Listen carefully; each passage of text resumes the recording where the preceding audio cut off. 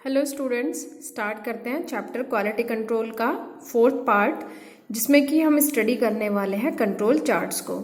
बात करते हैं कि कंट्रोल चार्ट्स होते क्या हैं। तो इसको समझने के लिए सबसे पहले हम एक एग्जाम्पल कंसीडर करते हैं। सपोज कीजिए कि मास प्रोडक्शन में किसी प्रोडक्ट का हम प्रोडक्शन कर रहे हैं और जब हम उस पर्टिकुलर प्रोडक्ट की किसी एक डायमेंशन को चेक करते हैं तो हमारे पास कुछ सैंपल्स आते हैं, या हम कहते हैं कि हमने इस लॉट में से इतने पीसेस को चेक किया है और ये हमारे सैंपल्स हैं। अब हम इन सैंपल्स की कुछ डायमेंशंस सेट करते हैं। डायमेंशंस में हम दो डायमेंशंस को सेट करेंगे, एक होगी इसकी अपर कंट्रोल लिमिट और एक होगी इसकी lower control limit. Suppose product का रिक्वायर्ड साइज है ये, फॉर एग्जाम्पल 10 mm किसी छड़ का डायमीटर है और हमने उसके लिए एक लोअर कंट्रोल लिमिट, अपर कंट्रोल लिमिट और एक लोअर कंट्रोल लिमिट, हमने इन लिमिट्स को डिसाइड कर दिया। सपोज दिस इज 10.11 और दिस इज 9.80। अब हम एक एक पार्ट को इंस्पेक्ट करते हैं। Suppose these are our samples. हमने एक सैंपल को चूज किया, सपोज उसकी डायमेंशन आई 10.1, एक की आ गई 9.9 और सपोज एक की आ गई 10। यदि हम इन डायमेंशंस को चूज कर रहे हैं और सपोज एक प्रोडक्ट का, जब हमने प्रोडक्ट 4 को सैंपल 4 को स्टडी किया, सपोज उसके डायमेंशन यहाँ पर आ रही है, तो हम क्या देख रहे हैं कि ये जो हमारे पास डायमेंशन आ रही है वो कहाँ अपनी कंट्रोल लिमिट से बाहर जा रही है। तो कंट्रोल चार्ट का जो कॉन्सेप्ट आया है वो यहीं से आया है कि यदि हम कुछ लिमिट्स डिसाइड कर दें और उन लिमिट को डिसाइड करने के बाद जब उनको ग्राफिकली प्लॉट करें तो हमें उस ग्राफ से ही ये पता चल जाए कि हमारा जो प्रोडक्ट है उसका variation above the control limit जा रहा है। That means there should be any kind of defect in the process और इन द मशीन और इन द टूल। सो हम क्या करेंगे, उस प्रोसेस को रोक देंगे और हमारा प्रोडक्शन का जो टाइम है जो कि हम डिफेक्टिव पार्ट्स पर खर्च करने वाले थे वो हमारा सेव हो जाएगा।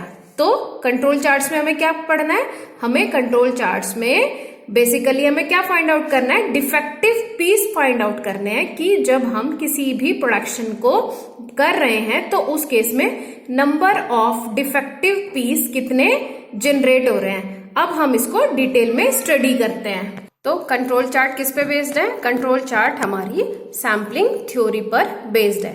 एक चीज और, ये इन्वेंट किसने किया था, W.A. शिवार्ट ने। अब ये बेसिकली क्या शो करेगा control chart, as we have discussed earlier, कि ये डिफरेंशिएट करेगा किसके बीच में, डिफेक्टिव और नॉन डिफेक्टिव पार्ट। और हम इस चार्ट से हम क्या फाइंड आउट कर सकते हैं कि हम डिफेक्टिव पीस को फाइंड आउट कर सकते हैं और जो हमारी प्रोडक्शन की जो मेथड है उसको हम करेक्ट करके फर्दर उसको इम्प्रूव कर सकते हैं। It also help to stop or prevent the production of defective parts. It also shows whether the production method is in control or out of control. Obviously, हमें यहाँ से पता चल जा रहा है कि हमारा जो मेथड है वो controlling within control limits है या नहीं, अबव जा रहा है, तो there should be some problem और एरर इन द प्रोसेस। अब बात करते हैं ये कितने टाइप्स के होते हैं। देखिए, हमने अकॉर्डिंग टू द वेरिएबल्स और अकॉर्डिंग टू द एट्रीब्यूट्स हमने इन कंट्रोल चार्ट्स को 2 पार्ट्स में डिवाइड किया है। पहला है हमारा मीन चार्ट, मीन जिसको हम एक्स बार चार्ट के नाम से भी जानते हैं, और दूसरा है हमारा range chart, this is known as R chart. ये दोनों ही चार्ट बहुत ही इंपॉर्टेंट है और एग्जाम में कई बार आते हैं। फिर अगर हम बात करते हैं एट्रीब्यूट चार्ट की, तो हमारे पास 2 चार्ट हैं। पहला है हमारा फ्रैक्शन डिफेक्टिव चार्ट, जिसको हम पी चार्ट भी बोलते हैं, और दूसरा है हमारा control chart for number of defects, जिसको हम बोलते हैं सी चार्ट। अब हम इन चार्ट्स को स्टडी करते हैं। पहला हमारा क्या है, देखिए 2 चार्ट है, वेरिएबल और एट्रीब्यूट। वेरिएबल में एक्स और आर और एट्रीब्यूट में पी और सी। सब में बस थोड़ा थोड़ा सा ही डिफरेंस है और वो डिफरेंस आपको इनके नाम से इजीली क्लेरिफाई भी हो जाएगा। पहला चार्ट क्या है हमारा, एक्स चार्ट है। एक्स चार्ट क्या है, एक्स चार्ट का यूज हम तब करते हैं, देखिए एक्स इज फॉर मीन, हमें क्या निकालना है, मीन फाइंड आउट करना है, किसका, डायमेंशंस का। कैसे, तो देखिए इसमें क्या करने, इसका सबसे पहले हम डेफिनेशन देख ले रहे हैं। इसका यूज हम प्रतिदिश इकाइयों के समांतर माध्य control limits, mean control limits के अंतर्गत है या नहीं, ये ज्ञात करने के लिए इसका यूज किया जाता है। और ये चार्ट एक प्रोसेस एवरेज में चेंजेस को दर्शाता है। मीन्स आपने एक प्रोसेस लिया, उस प्रोसेस का आपने एवरेज करा, एवरेज करने के बाद आपने उसकी लिमिट्स डिसाइड करी और उन कंट्रोल लिमिट्स के आधार पर हमें डिसाइड करना है कि जो पार्ट है हमारा, जो चार्ट है या फिर जो हमारा मेथड है वो कंट्रोल लिमिट में है या नहीं है। दूसरा है देखिए हमारा R chart, which is also known as range chart. Range, it shows the range, means ये चार्ट प्रोसेस के जनरल वेरिएबिलिटी को कंट्रोल करता है। और इसका आर चार्ट का हम सोलली यूज नहीं करेंगे, हम हमेशा आर चार्ट का यूज किसके साथ करेंगे, एक्स चार्ट के साथ ही इसका यूज करते हैं। इनको समझने के लिए हम क्या करेंगे, एक एग्जाम्पल पुट करते हैं। हमारे पास एक एग्जाम्पल है कि 5 आकार के 10 स्पेसिमेन हमने कंसीडर करे, उनका माध्य और रेंज को सारणी में दर्शाया गया है। इन डेटास को एक्स चार्ट और आर चार्ट की कंट्रोल लिमिट्स ज्ञात करके हमें रेंज और मीन चार्ट को निकालना है। देखिए 2 चीजें हैं, एक है एक्स चार्ट और दूसरा है आर चार्ट। एक्स को हम क्या बोलते हैं, एवरेज, और आर को हम बोल रहे हैं क्या, रेंज चार्ट। तो प्लॉट कैसे करना है, प्लॉट करने का देखिए ये सिंपल स्टेप्स हैं। पहला हम क्या करेंगे, कुछ सैंपल्स ले रहे हैं किसी भी लॉट में से। अगर हमें बोला जाए कि आप एक्स चार्ट से कंट्रोल लिमिट फाइंड आउट करो, तो हमारे पास एक लॉट होगा, उस लॉट में से हम क्या करेंगे, सम सैंपल्स को उसमें से पिक करेंगे। और कैसे, उसको रैंडमली भी पिक कर सकते हैं, या फिर दूसरा पिक करने का तरीका क्या है, आप एक पर्टिकुलर डिफरेंशियल इंटरवल पर उसको ले सकते हो। मतलब पहला पीस ले लिया, 5वां ले लिया, 5 के बाद 10वां ले लिया, 10 के बाद 15वां। तो एक डिफरेंट इंटरवल्स भी हो सकते हैं और रैंडमली भी आप एक लॉट में से सैंपल्स को चूज कर सकते हो। दूसरा क्या करना है, फिर हमें उनकी क्वालिटी चेक करनी है। मीन्स हमें कौन सा पैरामीटर चेक करना है, लेंथ करना है, डाया करना है, वो हम डिसाइड कर चुके हैं पहले से। फिर हम क्या करेंगे, जो हमने लेंथ है, सपोज हमने लेंथ लेनी है हर एक पीसेस की, सपोज हर पीस की लेंथ 12 सेंटीमीटर होनी है, तो हमने कोई भी 10 पीस चूज कर लिए। अब हम उन 10 पीस की अलग अलग टेबल बनाएंगे कि 1, 2, 3, 4, और उनकी डायमेंशन चेक करेंगे। सपोज उनकी डायमेंशन आ रही है आपकी x1, x2, x3, तो x बार जब हम निकालेंगे, x बार क्या होगा, this is the mean. Mean कैसे निकालते हैं, सभी को जोड़ के नंबर ऑफ जितने भी आपने डायमेंशन लिए उनको डिवाइड कर देना। इस तरीके से तो हमारा निकलेगा क्या, मीन। फिर उसके बाद अगर रेंज की बात करते हैं तो रेंज क्या होती है, range is the maximum value minus minimum value. ये 2 ही फॉर्मूले हैं और इन दोनों फॉर्मूले से ही हम क्या करेंगे, चार्ट को प्लॉट करते हैं। अब आते हैं अपने एग्जाम्पल। तो हमें एग्जाम्पल में लिया है कि हमारे पास ये 10 सैंपल्स हैं और इन 10 सैंपल्स का जब हमने इंस्पेक्ट किया तो मीन हमारा ये आ रहा है 7.0, 8.0, 7.5, सैंपल नंबर 4 की 10 आ गई है डायमेंशन, ठीक है, 5 की 9.5 आई है। तो ये हमारे पास कुछ इसके मीन आते हैं। फिर उसके बाद ऐसे ही हमने क्या लिया है, रेंज डिसाइड करी है। तो ये सब हमने चूज कर लिया है। अब हमें क्या करना है, अब हमने इसमें से सबसे पहले मीन, एवरेज ऑफ मीन निकाल लिया, दिस इज सिग्मा एक्स बार, सबको एडअप कर दिया, दैट इज 76। ऐसे ही हमने सभी को summation of R, this is 26। अब हम ये जो हमारा सिग्मा एक्स बार आया है, इसको हम बोलते हैं मीन ऑफ एक्स बार। और नंबर ऑफ सैंपल्स हमारे पास कितने हैं, 10 हैं। अब हमने क्या करा, सारे माध्यों का औसत मान निकाल लेना है। औसत मान निकालने के लिए हम क्या करेंगे, टोटल जितना आया उसको डिवाइड कर देंगे किससे, नंबर ऑफ सैंपल्स में। तो 76 डिवाइड बाई 10, तो हमारे पास एक्स बार का क्या वैल्यू आ गया, दैट इज 7.6। और उसी के साथ हम क्या करेंगे, जो परास है उनका भी औसत मान निकाल लेंगे। तो R bar is equal to, ये कितना था 26, नंबर ऑफ सैंपल है हमारे 10, तो किसकी वैल्यू आ गई हमारी 2.6। ये हमारी एवरेज वैल्यू आई है।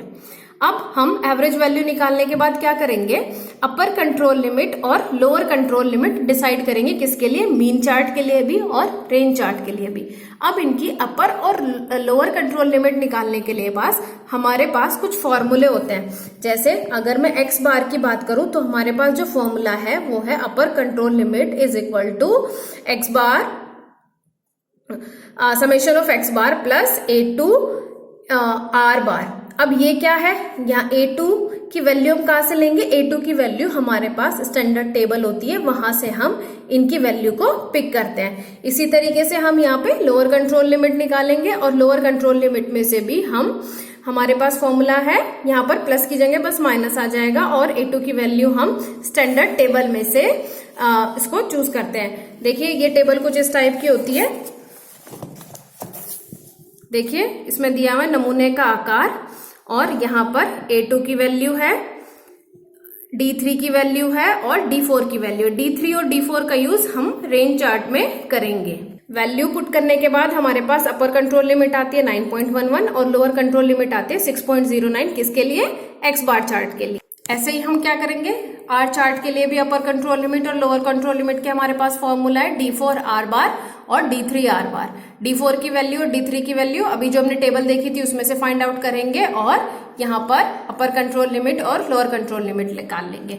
अब हमें देखिए चार्ट कैसे प्लॉट करना है। सबसे पहले हम बात करते हैं एक्स बार चार्ट की। एक्स बार चार्ट करने के बाद सबसे पहले एक्स एक्सिस पर हम लेंगे mean of x, that is 1 2 3 and 30। फिर उसके बाद हमने इधर लेना है नंबर ऑफ सैंपल्स। कितने सैंपल थे आपके पास, हमने सैंपल लिए थे 10। तो अब हम क्या करेंगे, देखिए हम अब ग्राफ प्लॉट करेंगे। ग्राफ प्लॉट करने के लिए हमने जो एवरेज निकाला है, कितना एवरेज आया था हमारा एवरेज आया था 7.6। तो हम क्या करेंगे, 7.6 पे एक एवरेज लाइन को ड्रॉ कर लेंगे। फिर उसके बाद अपर कंट्रोल लिमिट हमारी 9.11 आई थी, तो हमने 9.11 के अबाउट एक अपर कंट्रोल लिमिट वाली लाइन खींच लेते हैं और एक दूसरी हमारी लोअर कंट्रोल लिमिट आई थी 6.09। तो हम क्या करेंगे, यहाँ पर दो लाइन ड्रॉ कर लेते हैं। अब ये हमारी लिमिट्स आ गई हैं, ये अपर और ये लोअर, ये हमारा हो गया एवरेज। तो अब हम जितने भी चार्ट को या जितने भी सैंपल्स को इंस्पेक्टेड करेंगे, तो सपोज हमारे पास सैंपल नंबर 1 था। सैंपल नंबर 1 में हमारा जो साइज था वो था 7.0, तो हम क्या करेंगे 7 पे डॉट लगा लेंगे। दूसरा सैंपल नंबर 2 पे हमारे डायमेंशन क्या थी 8, तो हम क्या करेंगे 8 पे। तीसरे पे हमारी थी 7.5, 10.0, 9.5, 11.5, 11.0। तो हमने क्या करा, जितने भी सैंपल्स थे और उन सैंपल्स में जो एक्स बार की वैल्यू आ रही थी उन वैल्यूज को हमने यहाँ पर डॉट से डिनोट कर दिया। फिर उसके बाद हम जब ऐसे लाइन ड्रॉ करेंगे तो हम देखेंगे कि जो हमारा सैंपल का साइज है वो कहाँ जा रहा है above from the upper control limit. That means there are some error in the process, जिसके कारण हमारा जो साइज है प्रोडक्शन में वो above जा रहा है, प्लस जा रहा है। तो there are some problem in the method. ये होगी एक्स बार की बात, एक्स चार्ट की बात। ऐसे हम क्या बनाएंगे, रेंज चार्ट बनाएंगे। रेंज चार्ट में हमें क्या करना है, एक्स बार पे एक्स एक्सिस पे number of sample, Y axis पे हम रेंज ले लेंगे और वही हमने सबसे पहले एवरेज लाइन खींची। एवरेज लाइन हमारी 2.6 पे है। लोअर कंट्रोल लिमिट हमारी 0 थी, तो वो हम यहीं पे कंसीडर कर लेंगे। अपर कंट्रोल लिमिट हमारी है 5.48। अब हम उसी के अकॉर्डिंग यहाँ पर सिंबल्स लगा देते हैं। ये दो सिंबल गलत लग गए हैं, ऐसे डॉट लगाएं और फिर जब हम इसको डॉट को मिलाएंगे तो हम देखेंगे कि हमारा जो डेविएशन आ रहा है वो कहाँ आ रहा है, वो विद इन दिस रेंज आ रहा है। दैट मीन्स आर चार्ट के अकॉर्डिंग हमारा जो प्रोसेस है वो विद इन कंट्रोल रेंज है। तो ये हो गए हमारे एक्स चार्ट और आर चार्ट। ये हमारे मेजरमेंट चार्ट थे जो कि मीन चार्ट है और रेंज चार्ट है। अब हमारे दो चार्ट बचते हैं, कौन से हैं, वो है हमारे एट्रीब्यूट चार्ट जिनको हम बोलते हैं फ्रैक्शन डिफेक्टिव चार्ट और control chart for number of defects. ये किसके लिए यूज किए जाएंगे, ये इस नाम से पता चल रहा है। Fraction defective chart means suppose आपके पास एक लॉट है, आपने उसमें से कोई सैंपल पिक कर लिया। सैंपल सपोज आपने 100 सैंपल पिक करे हैं और 100 सैंपल पिक करने के बाद आप उसमें से देखते हो कि कितने जो हमारे पास ऑब्जेक्ट या प्रोडक्ट आपने चूज किए हैं उसमें कितने पोर्शन ये डिफेक्टिव है। 100 में से 40 डिफेक्टिव आ रहे हैं, 100 में से 20 डिफेक्टिव आ रहे हैं, 30 डिफेक्टिव आ रहे हैं। तो हमें क्या करना है, फ्रैक्शन डिसाइड करना है। और अगर ये जो फ्रैक्शन है वो विद इन लिमिट है, मतलब आपने एक लोट के लिए अलाउ कर दिए थे कि 30 डिफेक्टिव पीस चल जाएंगे और आपने जो चूज किए हैं वो सपोज 28 आए हैं डिफेक्टिव पीस, तो हमने फ्रैक्शन देखना है कि कितना फ्रैक्शन अलाउबल है, तो उसके लिए हम क्या करेंगे, यूज पी चार्ट यूज करते हैं। इसको स्टडी करते हैं, तो fraction defective chart, P chart जिसको हम बोल रहे हैं, तो इसको देखिए क्या बोल रहे हैं, डिफेक्टिव सैंपल यूनिट्स के फ्रैक्शन को कंट्रोल करने के लिए हम पी चार्ट का यूज करेंगे, मतलब कि कितने number of defective part allow है, उसके लिए हम पी चार्ट का यूज कर रहे हैं। This chart is used where go and no go limit gauges are using. Go gauge और नो गो गेज आपने मेट्रोलॉजी में पढ़े होंगे, ये हम क्या कहते हैं, चेक गेज होते हैं, लिमिट गेज होते हैं, जो कि जिनका यूज हम केवल ऑब्जेक्ट को चेक करने के लिए करते हैं कि whether these are in up to limit और नॉट। अगर विद इन लिमिट है तो दैट इज ओके, अगर आउट ऑफ लिमिट है या उससे कम या उससे ज्यादा है तो वो डिफेक्टिव की रेंज में चले जाएंगे। अच्छा, इसका प्रोसेस क्या होगा पी चार्ट को ग्राफ करने का, प्लॉट करने का। सबसे पहले हम क्या करेंगे, find out the number of defective units from the lot. इतना फाइंड आउट करने के बाद फिर हम क्या करेंगे, उसकी कंट्रोल लिमिट्स डिसाइड करेंगे। इसके भी हमारे पास फॉर्मूले हैं, जैसे कि हमने एक्स चार्ट और आर चार्ट में लिए थे। फिर उसके बाद if the defective units are in the range of decided control limits then the process is said to be in the control। वही 30 में से अगर 30 को आपने डेडलाइन मान लिया लेकिन 28 आ रहे हैं तो क्या है, कंट्रोल में है, ठीक है, लोड को फर्दर आगे आप मूव करा सकते हो। तो सबसे पहले इसके लिए क्या फॉर्मूला यूज होगा, फॉर्मूला जो है हमारा, fraction defective is the number of defective units upon total number of unit checks. आपने 100 यूनिट चेक करी, 100 में से आपकी 28 डिफेक्टिव आई, तो फ्रैक्शन क्या हो गया, 28/100। इसका देखिए अपर, जैसे हमने कंट्रोल लिमिट डिसाइड करनी है तो हमारे पास दो फॉर्मूले हैं, अपर कंट्रोल लिमिट का और लोअर कंट्रोल लिमिट का। दोनों फॉर्मूले हैं वो आपको याद करने पड़ेंगे एग्जाम पर्पस के लिए। एक में प्लस आता है, जनरली अपर कंट्रोल लिमिट में प्लस आ रहा है और लोअर कंट्रोल लिमिट में माइनस आ रहा है। और जब हम पी बार की बात कर रहे हैं तो this is the average. Average सबको जोड़ के divide by number of units, where N is the number of unit inspected. इसको समझने के लिए हमने बुक से एक न्यूमेरिकल लिया है। देखिए, किसी टेबल में हमने क्या किया है, किसी फैक्ट्री के किए जा रहे निरीक्षण के आंकड़े दर्शाए गए हैं। फैक्ट्री में 10 दिन तक निरीक्षण कार्य चला। यदि 300 नग प्रतिदिन चेक किए गए तो इसके लिए पी चार्ट बनाइए और बताइए कि प्रोडक्शन कंट्रोल में है या नहीं। सपोज ये हमारे पास टेबल है, टेबल की तरफ देखते हैं। ये डेट्स है, 10 डेज आपने लिया है। नंबर ऑफ पीसेस डेली जो आपने चेक किया है वो 300 है। ये इतने नंबर ऑफ पार्ट्स डिफेक्टिव आए हैं। 300 के लोट में इधर 25 है, फिर 30 है, फिर 35 है, 40 है, इस तरीके से। तो हम क्या करेंगे, सबसे पहले नंबर ऑफ डेज 10 है, टोटल कितने नंबर ऑफ पीस इंस्पेक्टेड करें, सबको जोड़ दिया, दिस इज 3000। ऐसे ही यहाँ पर नंबर ऑफ डिफेक्टिव पीस, इन सबको जोड़ दिया 350। और अब हम क्या करेंगे, सबसे पहले फ्रैक्शन डिफेक्टिव निकालेंगे। फ्रैक्शन डिफेक्टिव निकालने के लिए हमें क्या करना पड़ेगा, number of defective part divide by total inspected part. तो क्या आ गया हमारे पास, ये आ गया 0.0834। ऐसे ही हमने सबका निकाल लिया। लास्ट में जब हमने इसका पूरे का एवरेज निकाला तो या तो इसको इससे डिवाइड कर दो, उससे भी आ जाएगा, नहीं तो सबको जोड़ना पड़ेगा, जैसे भी आपको सहूलियत लगती हो। इनका सबका एवरेज निकालना पड़ेगा। हम फिर अपर कंट्रोल लिमिट वाला जो फॉर्मूला था, इस फॉर्मूले में जब आपने वैल्यू पुट करी तो हमारे पास अपर कंट्रोल लिमिट आई है 0.1723 और ऐसी हमारे पास जो लोअर कंट्रोल लिमिट की वैल्यू आती है वो आती है 0.06114। ये आपको कैलकुलेट करने पड़ेंगे। मैंने असाइनमेंट की पीडीएफ भेजी है जिसमें से आप उसको कैलकुलेट कर सकते हो और आपके पास जो टेक्स्ट बुक है आप उसमें से भी इसको देख सकते हो। अब डायग्राम प्लॉट करना है। डायग्राम प्लॉट करने के लिए सबसे पहले आप एक्स बार लोगे, एक्स एक्सिस पे आपके नंबर ऑफ सैंपल्स हमारे 10 थे।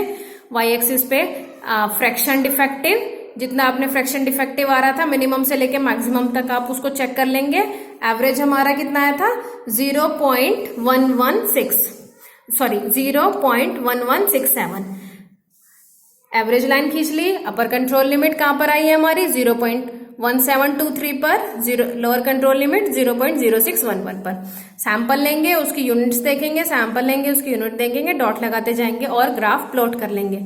As you see in that graph, all the things या all the defective pieces which are inspected during the inspection are in the allowable control limit, so we can say the process is in fully controlled manner. तो ये क्या हो गया, ये हमारा हो गया पी चार्ट। ऐसे ही आप अलग अलग वैल्यूज को ले सकते हो और चार्ट को प्लॉट करते हो। अगर कोई पॉइंट यहाँ पे आ जाता तो दैट मीन्स कि जो हमारा पीसीज है वो आउट ऑफ रेंज जा रहे हैं, कंट्रोल लिमिट से बाहर जा रहे हैं, तो वो कंट्रोल नहीं रहता। अब दूसरा चार्ट हमारा क्या था, दूसरा था हमारा कंट्रोल चार्ट। कौन से वाला, दिस इज सी चार्ट। तो ये क्या है, control chart for number of defects, जिसको हम बोलते हैं सी चार्ट। इसमें क्या डिफरेंस है, इसमें बस केवल एक डिफरेंस है कि सी चार्ट की कंट्रोल लिमिट्स किस पे, पॉइजन डिस्ट्रीब्यूशन पर आधारित है। बाकी इसको प्लॉट करने का तरीका भी इन्हीं की तरीके से है। और इसमें क्या होगा, जिससे कि डिस्ट्रीब्यूशन ऑफ डिफेक्ट्स को अधिक स्पष्ट रूप से डिनोट किया जा सकता है कि भाई कहाँ से डिस्ट्रीब्यूशन में वेरिएशन होना शुरू हो गया।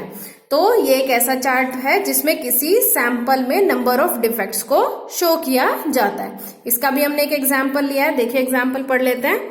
सपोज हमारे पास 10 कास्टिंग है, कोई कास्टिंग लिया है, उसमें डिफेक्ट ज्ञात करने के लिए हमने निरीक्षण किया और पाया कि प्रत्येक कास्टिंग में कुछ डिफेक्ट है, जो कि सारणी में दिया गया है। सी चार्ट प्लॉट करिए और बताइए कि सभी कास्टिंग कंट्रोल लिमिट में है अथवा नहीं। ये वो सारणी है, सारणी को देखते हैं कि हमारे पास 10 कास्टिंग है और नंबर ऑफ डिफेक्ट्स हैं।